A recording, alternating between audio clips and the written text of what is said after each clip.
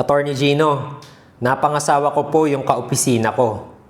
Pagkatapos ng kasal namin, pinapili kami ng kumpanya kung sino raw sa amin ang magre-resign kasi bawal daw po sa mag-asawa na sabay nagtatrabaho.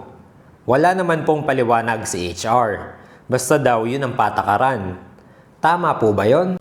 Hindi. Sabi ng Korte Suprema sa kasong De La Cruz Cagampan versus One Network Bank, labag sa batas ang tinatawag na blanket policy of no spouse employment o yung automatic na pagbabawal sa mag-asawa na sabay magtrabaho sa iisang kumpanya kahit walang maayos na dahilan. Magiging legal lang ang ganitong policy kung may reasonable business necessity na kailangang patunayan pa ng employer.